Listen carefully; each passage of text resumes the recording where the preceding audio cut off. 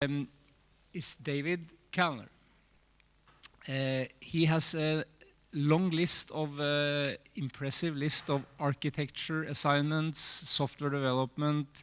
He was, when we started to talk to him, associated with open architecture for submarines. Now he's chief architect for civil solutions at Raytheon Mission Operations Service, and we look forward to hear about exciting open architecture experiences. Welcome, David. Wait on my slides. So Tony, I'm kind of disappointed that you didn't mention Raytheon as one of the system integrators. Maybe after today you'll add that to your slides.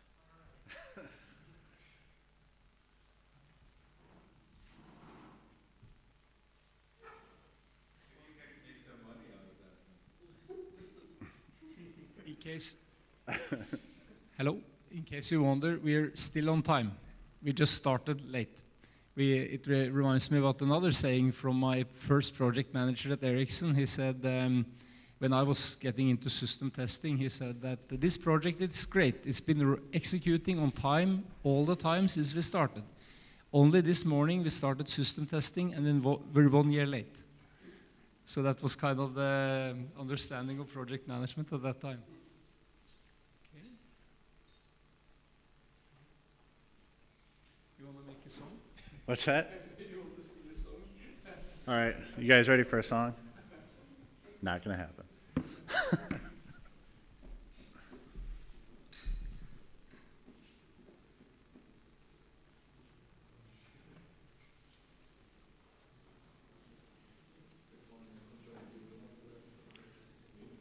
There must be some malicious software in Tony's open source.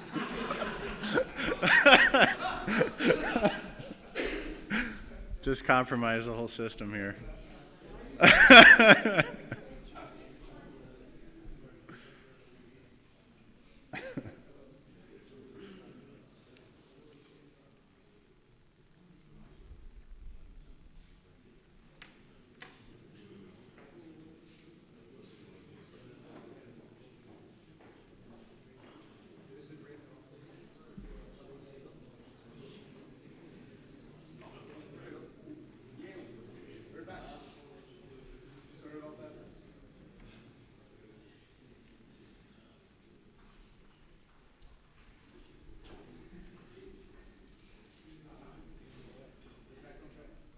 Okay.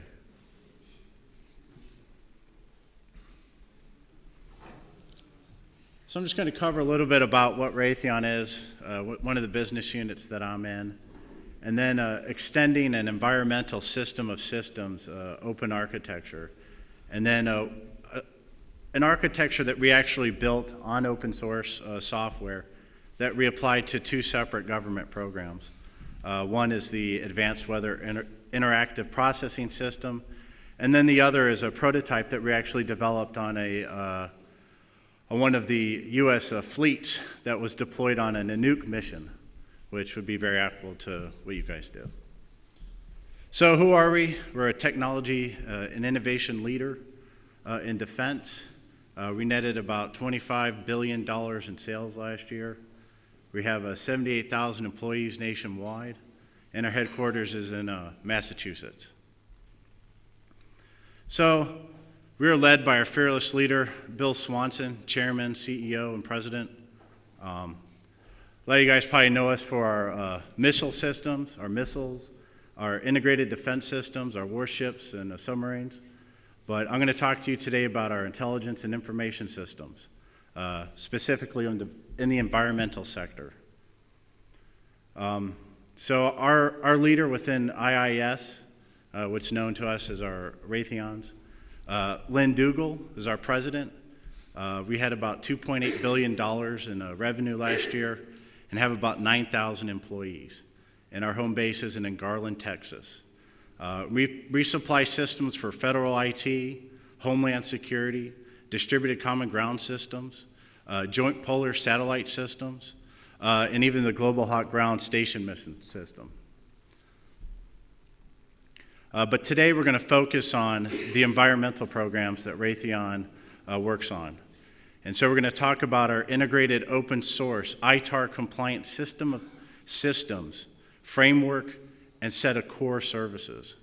And then we're going to talk about the environmental system of systems reference architecture that kind of inspired that development of UFrame. And then we'll talk about some of our decision support capabilities, one of them being IOOS. And all of these tie in with many different sensors and mission support systems across the world. So extending the environmental system of systems.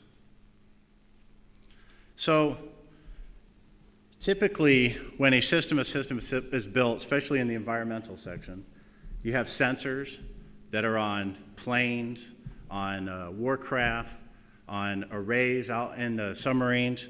They collect data, they transmit that data, they then process that data, and then disseminate it into a usable form that users can use. It's then stored and then can be reused later. But what we want to look at here is going beyond the original intent. And what we want to do is we want the ability for systems of systems to be able to discover, access, and integrate that data and use it. And so here's the decomposition of the environmental systems of systems. It's quite complex. We're not going to get into it all. But it's just to give you an idea. If you look in there, you can see many different places that there's metadata, many different systems that might not know what that metadata is. So you're really breaking it into two separate areas where you're talking about the syntactic and the semantic values of the data and how to understand that data. So if we go beyond the original intent and break it into an open reference architecture, as you've seen before you today, where you have access and transport services that help with the discovery services. You have a common data repository where data is in one format that can be recognized across the enterprise. And what we do is we provide interoperability between these separate enterprises. So you want to have one common architecture that's built on a core set of common services that have logically connected but tailored for each specific domain. And so we'll address the metadata issue. The ability to discover resources across disparate domains is limited by the semantic variability. And so what I mean by that is understanding the actual data that's being transmitted. So we can just look at something very common as units of measurement, something we can rely on United States versus European. So what we need is a robust metadata and a discovery process that's well documented within the enterprise. And so we're really looking at two problems here. The metadata generated at different points in the value stream. If you remember looking at that first slide, we went down that value stream. There's many different systems of systems, developing systems that have metadata associated with those systems. And across the enterprise, there's not going to be users that are going to understand that metadata. It's going to be a different vocabulary, a different understanding. And then a lot of times, those systems build those metadatas based on the original intent of that system. So what we want to do is we want people to build a system that goes beyond the original intent, so it can be reused across the enterprise. So one way to look at that is looking at the different value stream points at which the metadata is created, and then taking those metadata and putting it into a repository, which then can be discovered. And so in doing this, what we do is we want to create the 80 rule thumb, right? You want to develop a set of metadata that can be recognized across the enterprise, that can be understood by people in other organizations, and you can do that by building these metadatas based on standards, OGC standards, WMS, WCS, WFS, WSDL, SOAP, things of these natures that the developers are common, and then build a core set of tools on top of those set of standards so that you can have a diverse set of domains that can implement these things. And now we're looking at more of the semantic value, the data access issue. So it requires end users to search and access information across different boundaries, which I said earlier. And so you're dealt with two separate issues here. The data formats, the syntactic, and then the semantics. What does it actually mean? What does that data mean? And so we're going to go across three simple open architectures that we're going to look at. One is a simple approach, then a services approach and some of the issues with that, and then a common data model approach, which is the actual approach that we use, which solves the syntactic and semantics of that data that's our core for our U-frame architecture. So the simple method is you have a discovery unit. You have a user that goes out to this registry, looks up a set of service, looks at what that service is, understands what that data is, but it's up to that user to deal with the syntactic and semantic values. So he's going to have to understand what that system does. He's going to have to understand what that data is that's being transmitted from that system or the set of services. Now, if we do a services approach and we introduce an access and transport level, now what we do is we normalize the syntactic value. So now the user doesn't necessarily have to know the bindings to the particular service, but yet he's still left with the issue of the data, understanding that common vocabulary, the semantics of the data. So what we employ here is a common data model approach. Well, what we do is we transmit data with ingest adapters from a variety of different sources into a common data repository. And then that common data repository can then be discovered from our access transport service. So the user the transformation steps normalize the syntactic and semantic values. So now the user doesn't necessarily have to know the underlying details of the services that's provided. And so what we did is we took this open architecture approach and we built a U-frame system that's built all with open source software. So this actual U-frame framework that we developed, the Raytheon Universal Framework, it's the core of the National Weather Service, IOOS 2 program. It's an extensible, flexible, tailorable, rapidly configurable framework that has plug-and-play capabilities. So when you create one adapter that connects to one specific data source, you don't have to do it again. That can then be reused across different programs. We have plug-in adapters that actually have visualization capabilities that render three-dimensional graphics in very real time because that software is built within the GPU processor. So we can actually, and then reuse that across different domains. And so this is our U-frame framework here. It's built on an enterprise service bus. This enterprise service bus has high performance interface adapters that interface with that common data store. You can see the plug-in data adapters that take data from a variety of different formats, put it into the common data store, and then we have our enterprise service bus that can service up that data to very set of different services, which we call our plug-in extendable services, which then can be our GIS gaming visualization or any other services that are needed to take that data and put it into a usable format for decision support or situational awareness capabilities. So we deploy a couple primary design patterns in our U-frame system.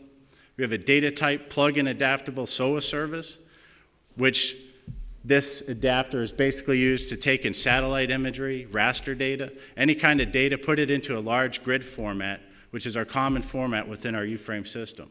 And then we have GIS gaming style visualization, which we talked about earlier, for taking that data and then putting it into a four-dimensional space, where space-time and your three-dimensional grid for understanding what that data is and being able to make situational awareness and decision support really mission essential decisions. And then this is all deployed on our high-speed enterprise service bus, which we have a dynamic binding or binary serialization capability, which really allows us to take those large grid data sets and serve them up into three-dimensional real-time graphics very quickly. And so one of the things that we found when you develop on top of an open architecture like this. One of the first programs that we deployed UFrame to was IOOS 2.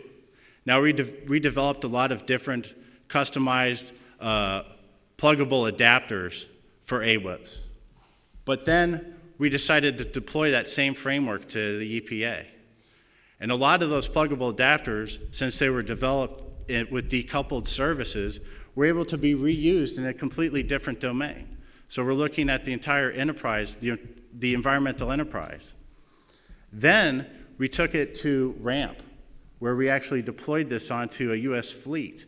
And we were able to take all the pluggable adapters that we had developed before and then deploy it onto this US fleet in less than 90 days and provided real-time decision support and situational awareness capabilities for the fleet.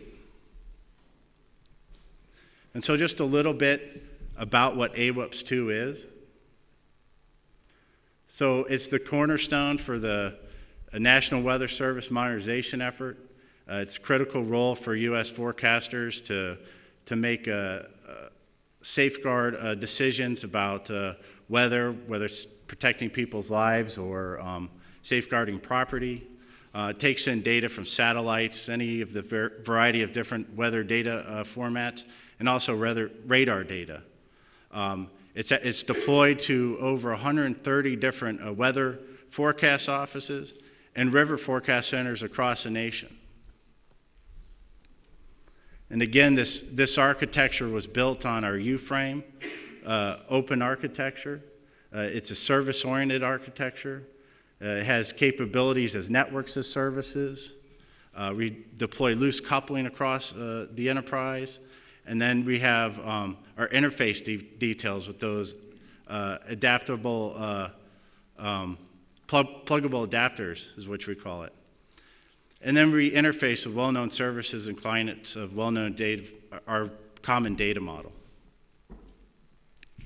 And so this is one of the more exciting deployments, I think, is with our Raytheon's Arctic Environmental Monitoring and Prediction System. This program ourselves was developed on top of the UFrame software and infrastructure. This continuously monitors environmental conditions near real time, integrates data for advanced microwave scanning radiometrics, the Canadian and NIC egg charts, weather observations, and ship locations via satellites. And so these are just some of the different data sources that we integrated for this particular program. And then we provided decision support capabilities for sea ice concentration, developed some shortest path algorithms as services that can be reused across the enterprise, and then ship tracking over marginal ice zones. We delivered this over a very thin web client.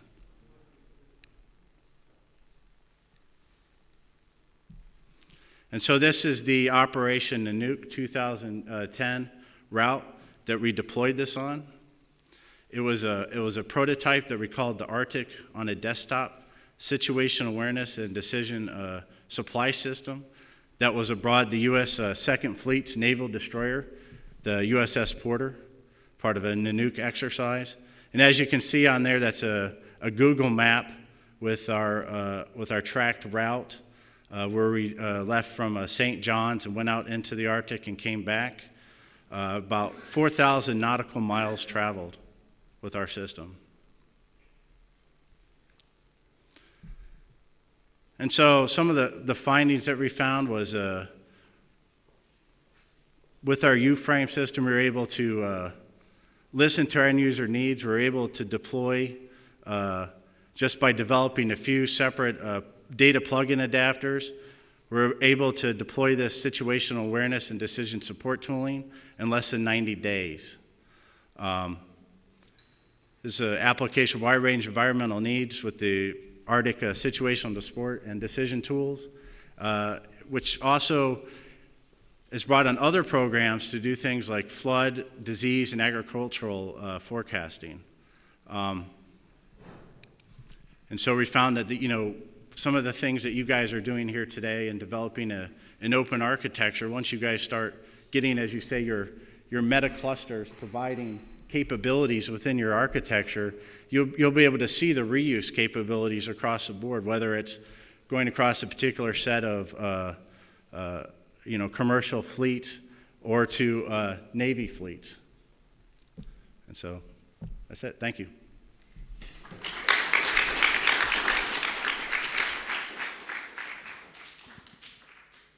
Thank you very much for a very inspirational talk. When we saw the outline of this, we said this will be a great inspiration for us and Marsa, because if we can solve these data issues and the other issues listed, it seems to us that it means that we can use Marsa for what we currently have on a yacht, for example, with power management and navigation. But what can happen is that based on structured collection of data is that we can come up with new innovations for more environmental friendly route planning or whatever it could be, given that we have access to data in that way.